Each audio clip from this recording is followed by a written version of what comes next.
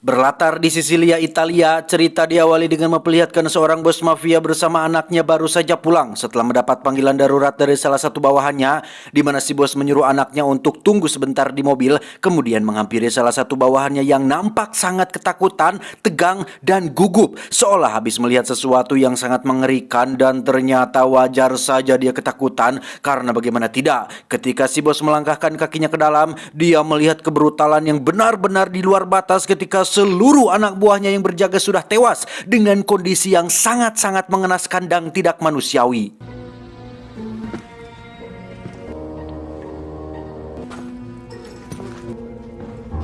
Dan ya, Anda semua pasti sudah bisa menebak jika semua ini hanya bisa dilakukan oleh hanya satu orang saja, yaitu jagoan kita semua yang tiada lain adalah Robert Michael. Tentu hanya dia yang bisa melakukannya. Robert sengaja membiarkan dirinya tertangkap dan sengaja membiarkan 3 anak buah si bos ini tetap hidup agar bisa bertemu langsung dengan si bos yang menjadi tujuan utamanya. I know what you are. Robert mengatakan jika saja anak buahnya mengizinkan dia masuk, mungkin mereka sekarang masih hidup. Robert hanya ingin mengambil sesuatu yang bukan milik si bos, sesuatu yang telah dicuri si bos dari seseorang, yang ketika dia melihat kunci pada pinggangnya, disitulah Robert bisa langsung menebak jika sesuatu itu disimpan di dalam sebuah ruangan yang harus dibuka dengan kunci tersebut. Sehingga seperti biasa, Robert langsung menyalakan timer di jam digitalnya yang diset 9 detik untuk memberikan waktu agar si bos menyerahkan kuncinya sekaligus memberinya kesempatan untuk bertaubat dan melanjutkan hidupnya. Namun karena si bos enggan melakukannya, Robert langsung menjelaskan bagaimana mereka semua mati dimulai dengan kesalahan satu anak buahnya yang mendodongkan senjata terlalu dekat, yang apabila dia menarik pelatuknya maka akan menyebabkan anak buah di sebelah kanannya mati tertembak, dan seterusnya. Yang ketika si bos dan semua orang di gudang ini keheranan dengan semua perkataannya, tiba-tiba selalu saja seperti ini. Mereka, para penjahat dari film pertama, kedua, sampai ketiga ini selalu diberi kesempatan untuk bertaubat dan melanjutkan hidupnya lebih baik. Tapi mereka malah memilih mati tanpa mempertimbangkan dulu berhadapan dengan siapa. Yang jika Anda baru mengenal Robert Michael tanpa melihat yang pertama dan keduanya dulu, maka saya akan memberikan sedikit gambaran tentang sosok Robert Michael, yang merupakan seorang pria tua biasa yang sudah pensiun dari profesinya. Dan profesi yang saya maksud di sini adalah suatu profesi yang tidak bisa dilakukan oleh orang biasa, butuh skill, pengalaman, dan kecerdasan yang tidak dimiliki oleh semua orang. Yang meski dirinya sudah pensiun, tetapi ketika melihat ada orang yang terzolimi, disakiti, dibuat menderita, sementara di sisi lain ada yang hahaha menikmati penderitaan tersebut, maka Robert akan muncul untuk menjadi penyeimbang. Dan inilah The Equalizer 3. Setelah Robert mendapatkan apa yang diinginkannya, dia langsung keluar dan mendapati anak si bos sedang menunggu ayahnya di mobil. Robert bukan psikopat yang tega membunuh wanita dan anak-anak, sehingga beliau langsung pergi meninggalkannya tanpa tahu jika si anak sering main FF dan berani membokongnya menggunakan senapan milik ayahnya.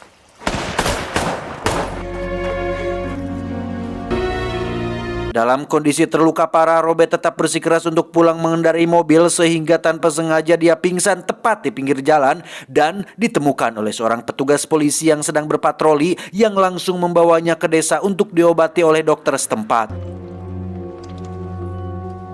Ketika siuman, Robert sempat ingin pergi, tetapi si dokter melarangnya karena lukanya masih basah. Di mana dokter bertanya-tanya tentang sosok Robert, apakah dirinya menyelamatkan orang yang tepat? Apakah si dokter menyelamatkan orang baik atau jahat? Robert langsung menjawab bahwa dirinya sendiri bahkan tidak tahu apakah dia orang jahat atau orang baik.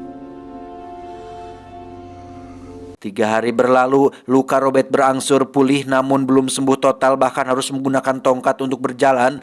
Dokter yang baik hati ini pun menyuruh Robert untuk jalan-jalan keluar ke alun-alun untuk supaya Robert mendapat udara segar.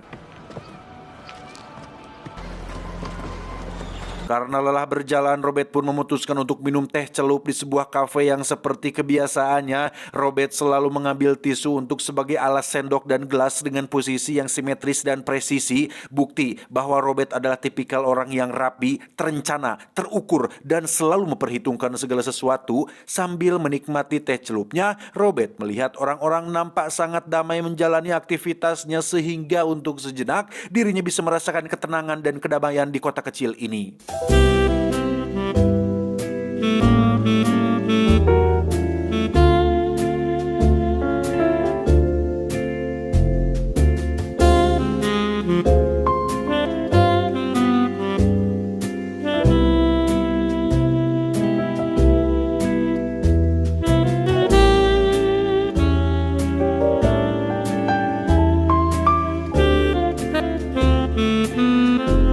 Tak lama muncullah seorang polisi bernama Gio, orang yang sudah menyelamatkan Robert di pinggir jalan. Gio sadar betul jika Robert adalah seseorang yang sedang terlibat masalah karena tidak mungkin orang biasa mendapatkan luka tembak seperti yang Robert dapatkan. Gio langsung menjelaskan bahwa kota ini adalah kota damai yang dipenuhi orang-orang baik, sehingga dengan cara yang halus Gio meminta Robert untuk pergi apabila lukanya sudah sembuh total. Andiamo. Dai. Ciao Roberto. Gabby.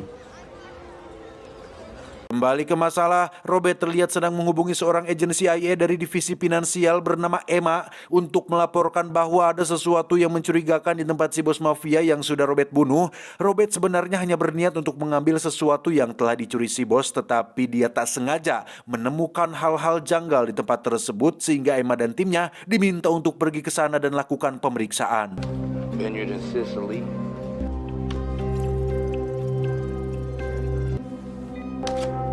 Sambil menunggu pulih total, Robert pun kembali berjalan-jalan keluar sembari menikmati keindahan dan kedamaian kota kecil ini. Namun sesuai kata Abah Wirantah bahwa kedamaian adalah satu-satunya hal yang tidak bisa bertahan lama. Hal itu langsung terbukti ketika Robert melewati sekelompok mafia muda yang dipimpin oleh seorang pemuda cengos bernama Marco yang kebetulan sedang menghajar penjual ikan gara-gara telat bayar iuran. Yang jika saja mereka tahu siapa Robert, mungkin Marco dan anak buahnya akan berpikir dua kali untuk melakukan hal seperti itu di sekitarnya.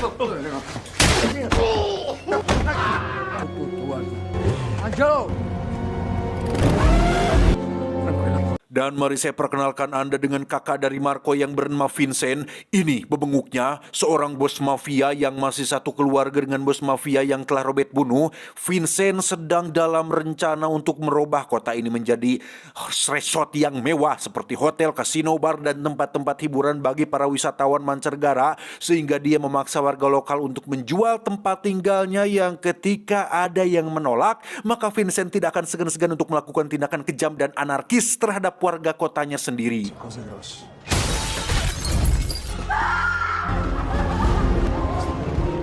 Beralih ke kediaman si bos mafia tua yang sudah Robert bunuh, Emma dan timnya menemukan sesuatu yang tak terduga, yakni beberapa drum wine berisi amfetamin sintetis alias narkoba. Berikut beberapa orang yang tewas mengenaskan dan hanya ditemukan satu sidik jari saja di TKP ini, sehingga mereka semua termasuk Emma penasaran dengan siapa orang yang sudah melakukan semua ini.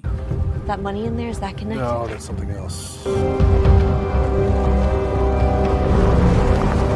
Beberapa hari berlalu, kini Robert sudah sembuh total dan siap untuk pergi. Tapi sebelum itu dia bertanya kepada si dokter tentang kenapa beliau tidak melapor ke polisi atau membawa Robert langsung ke rumah sakit. Dan kenapa juga beliau tidak curiga kepada Robert yang mungkin saja orang yang jahat. Si dokter menjawab bahwa ketika Robert ditanya orang baik atau jahat, Robert menjawab tidak tahu dan hanya orang baiklah yang akan menjawab seperti itu. Sehingga dokter yakin bahwa Robert adalah orang baik yang layak diselamatkan. Dan ketika kita bisa dan mampu menolong orang lain, kenapa tidak?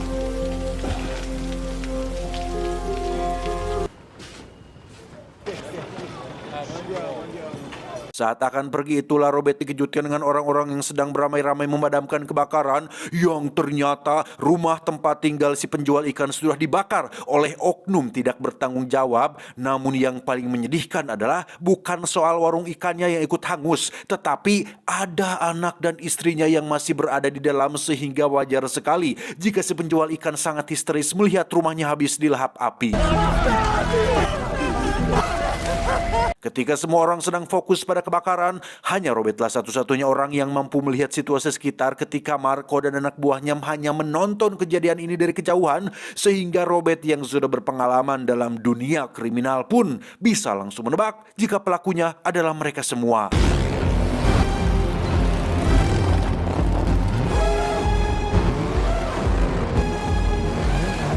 Faktanya memang benar merekalah pelakunya. Hal itu Marco lakukan adalah sesuai perintah dari kakaknya yaitu Vincent untuk meneror semua warga kota agar tidak betah tinggal di sini, sehingga ketika semua orang pindah maka Vincent bisa langsung menguasai kota kecil ini dan menjadikannya sebagai tempat wisata sesuai dengan apa yang sudah direncanakannya.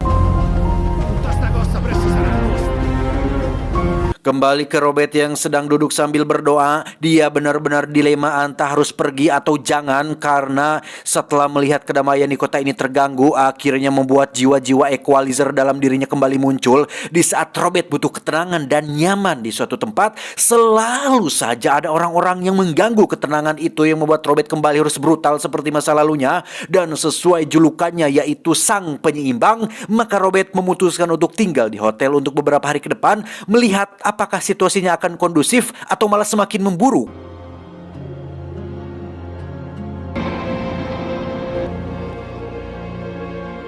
Beralih ke kantor polisi, lebih tepatnya Gio yang sedang memeriksa rekaman CCTV di tempat kejadian. Dia melihat para pelaku turun dari mobil van dengan plat nomor tak diketahui, sehingga Gio menelepon rekannya untuk memeriksa siapa pemilik dari mobil van tersebut. Robert sendiri terlihat sedang menikmati tehnya di malam hari dan duduk di kursi yang sama sejak pertama kali dia datang ke kafe ini. Seorang pelayan bernama Aminah pun penasaran dengan sosok Robert yang meskipun orang asing kok mau ikut membantu dalam insiden kemarin si kebakaran si penjual ikan tempo hari, yang karena ingin menunjukkan kebaikan kotanya, Aminah pun mengajak Robert jalan-jalan sekaligus menunjukkan makanan khas kota kecil ini. Seiring berjalannya waktu, Robert pun semakin dikenal dan diterima baik oleh semua warga. Terbukti ketika Robert mendapatkan sedikit hadiah dari seorang nenek-nenek, sehingga Robert mulai merasa nyaman dan merasa yakin jika kota ini adalah tempat yang tepat untuk dirinya bisa pensiun dan menghabiskan masa tuanya di kota yang dipenuhi orang-orang yang baik.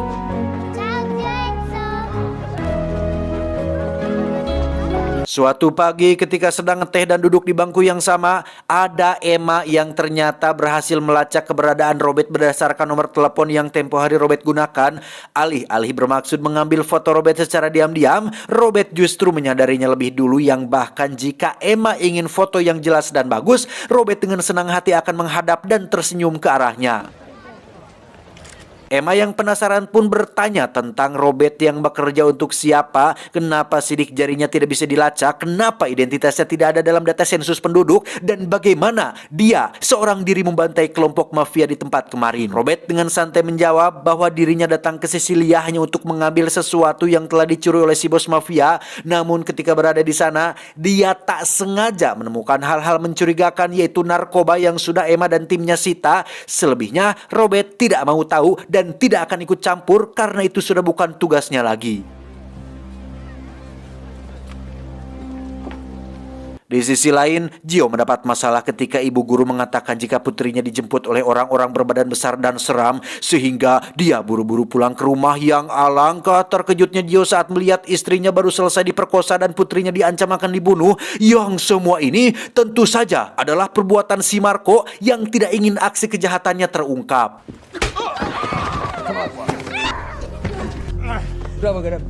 Melihat wajah Gio babak belur, Robert yang kebetulan datang berkunjung pun langsung bertanya kepada si dokter tentang apa yang sebenarnya sedang terjadi di kota ini. Siapa orang-orang yang sudah membuat kota damai ini menjadi tidak tentram. Yang dengan ragu dan sedikit ketakutan, si dokter pun menjawab bahwa pelakunya adalah para mafia, terutama seorang bos mafia bernama Vincent yang sudah lama menjadi benalu di kota kecil ini.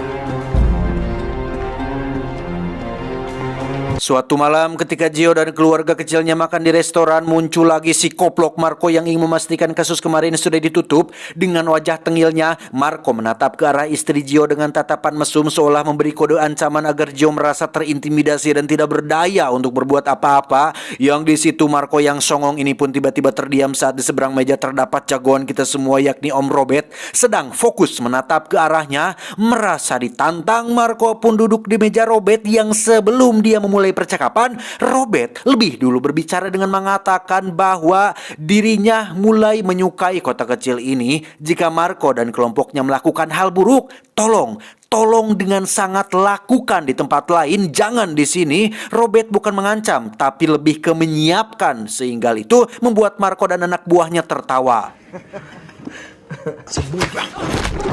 Dan ya, Marco pun langsung dibuat kicep saat Robert menekan sela-sela antara telunjuk dan ibu jarinya. Robert menjelaskan sedikit tentang dunia medis bahwa apa yang Robert tekan sekarang adalah syaraf median yang berfungsi untuk mengontrol gerakan jari sekaligus syaraf yang mengirimkan sinyal rasa sakit ke otak. Dari skala 1 sampai 10, rasa sakit yang Marco rasakan saat ini baru di skala 2, yang jika Robert tekan lebih keras lagi, maka rasa sakitnya akan semakin luar biasa sampai Marco akan kencing di celana, sehingga Marco langsung menuruti perintah Robert untuk menyuruh keempat anak buahnya keluar dari restoran ini.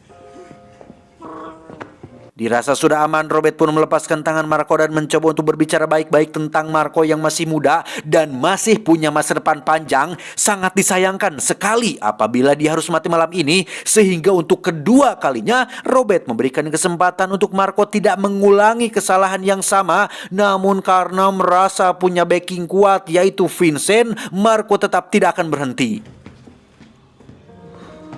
Tiba di luar, Marco langsung menyuruh satu anak buahnya untuk segera ambilkan mobil supaya bisa cepat-cepat menemui Vincent untuk mengadu kepada kakaknya atas kejadian barusan. Karena masih kesal dan merasa dipermalukan, Marco yang sedang marah pun meminta pistol kepada anak buahnya dan bermaksud untuk membunuh Robert saat itu juga. Tetapi sambil tersenyum dan mengangkat kedua tangannya, Robert menghampiri si Marco yang sudah siap menyerang dengan sebilah pisau dan diingatkan sudah, diperingatkan sudah, diberi kesempatan juga sudah. Kurang kumaha lagi, Marco harus mati di usia muda dan Robert sangat menyayangkan hal tersebut.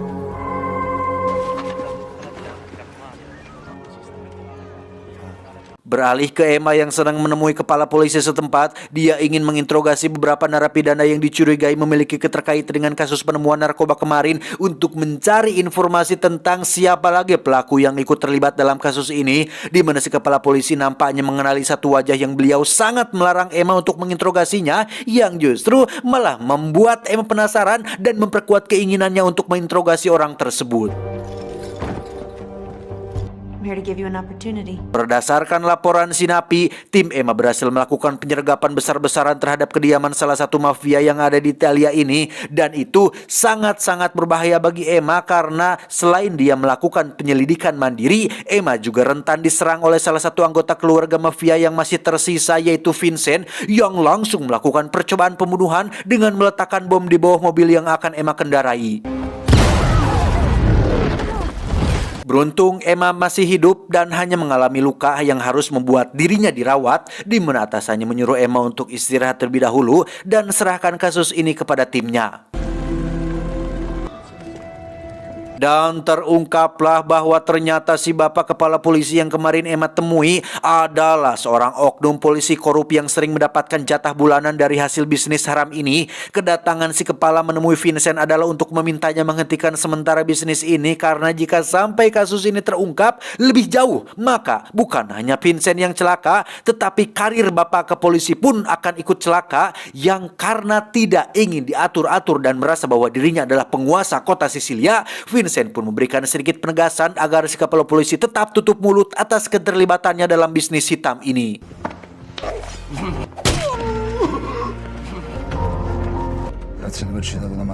Malamnya Vincent memboyong seluruh anak buahnya untuk mencari pelaku yang telah membunuh Marco adiknya, di mana Gio lagi-lagi dijadikan tumbal dan bulan-bulanan mafia saat Vincent menembak telinganya, yang karena tak ingin jatuh korban jiwa, Robert pun terpaksa menyerahkan dirinya yang tentu saja muncul dengan ekspresi tenang, santai dan terukur, yang ketika Vincent akan menembaknya, tiba-tiba Ya, semua orang pun kompak mereka momen ini yang seperti kita tahu, viral adalah senjata paling ampuh di zaman ini. Siapa yang viral, maka siap-siap namanya akan dikenal. Siapa yang viral, maka harus siap gerak-geriknya dipantau. Sehingga daripada bisnisnya terganggu, Vincent pun memilih untuk menunda niatnya dan mencari waktu lain untuk mendapatkan kesempatan yang lebih baik. Tiba di kediamannya, Vincent yang masih belum bisa tenang pun kembali merajuk di depan anak buahnya bahwa kejadian tadi sangat-sangat memalukan, seolah mafia tidak punya harga diri lagi. Masa kalah oleh kamera ponsel, kalah oleh viral, kalah oleh netizen, sehingga besok, tepat besok, mereka sepakat untuk membunuh si Robert sekaligus membakar kota kecil ini agar balas dendam kematian adiknya segera tuntas dan rencananya membangun resort tempat wisata bisa cepat terlaksana.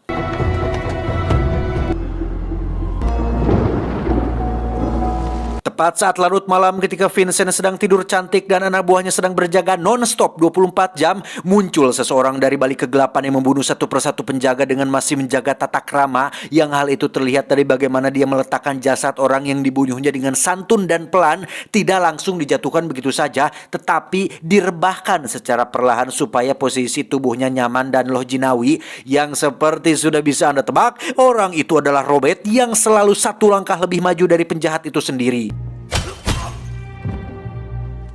Layaknya The Baba Yaga, Robert bisa bergerak dalam kesenyapan dan kesunyian, muncul dari balik kegelapan sehingga meski jumlah para penjaga lebih banyak, Robert bisa membunuh mereka satu persatu tanpa ketahuan oleh yang lainnya. Setelah semua penjaga berhasil dilumpuhkan di sini berarti dibunuh secara brutal. Kini Vincent hanya tinggal sendirian saja dan terbangun oleh tetesan darah yang jatuh dari atas, yang ketika dia menyadarinya, tiba-tiba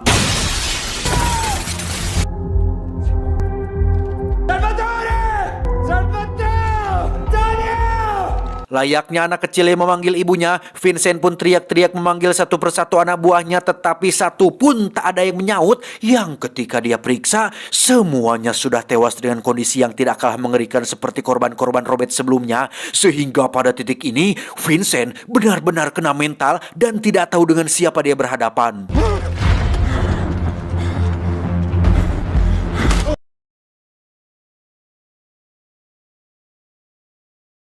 Ketika siuman, Vincent sudah dalam kondisi terikat dengan mulut berbusa karena rupanya Robert sudah memasukkan narkoba secara paksa ke dalam tubuhnya. Sehingga dengan kata lain, Vincent saat ini mengalami overdosis dan menurut hitungan Robert, jantung Vincent akan berhenti sekitar 6 menit lagi, yang karena masih ingin memberinya kesempatan, Robert pun melepaskan ikatan Vincent supaya dia bisa keluar mencari dokter, itu pun jika waktunya masih cukup.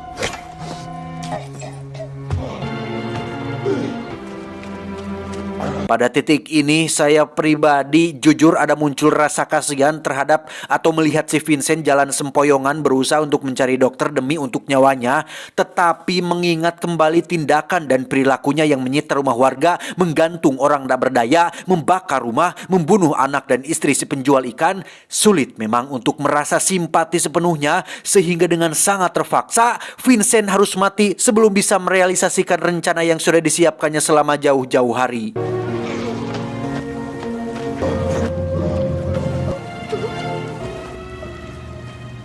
Beberapa hari berlalu, Robert menjenguk Emma di rumah sakit tepat saat para polisi berhasil menangkap semua gembong mafia Italia yang terlibat dalam bisnis ini.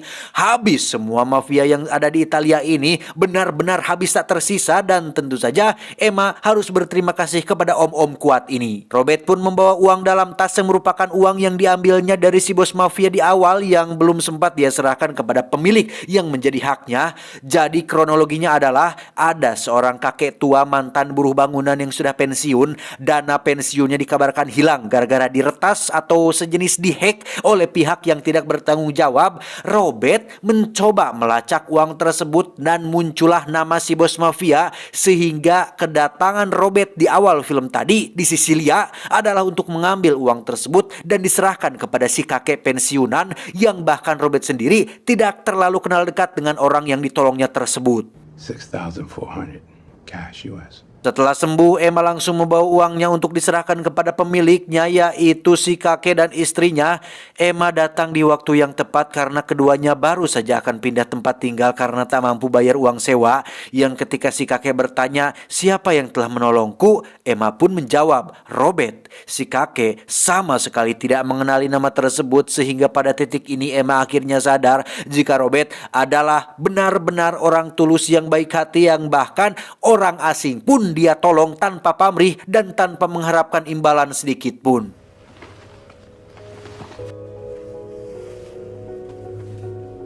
Tamat, ending yang cukup merobetkan. Semua film Om Denzel Washington selalu memberikan emosi, menimbulkan atau memicu adrenalin, membuat kita semua ikut kesal dan tegang dibuatnya. Para penjahat yang berhadapan dengan beliau selalu saja ngeyel dan meremehkan kemampuannya, sehingga jika mereka mati mengenaskan, ya salah mereka sendiri. Kurang kumaha, sudah diberi kesempatan, diingatkan, masih saja tetap melanjutkan kejahatannya. Sehingga pesan yang bisa kita ambil dari film ini adalah tidak ada orang baik yang tidak punya masa lalu, tidak ada pula orang jahat yang tidak punya masa depan. Setiap orang memiliki kesempatan yang sama untuk berubah menjadi lebih baik. Bagaimanapun masa lalunya dahulu, sekelam apapun perangainya di masa lampau, berilah kesempatan seseorang untuk berubah. Jangan lihat seseorang dari masa lalunya, dan jangan memandang seseorang dari status dan hartanya. Saya John, mewakili jajaran direksi yang bertugas, mengucapkan terima kasih dan sampai jumpa di video selanjutnya. Adios, Kontrapulsa Tutankhamun. Cuau, cuau, cuau.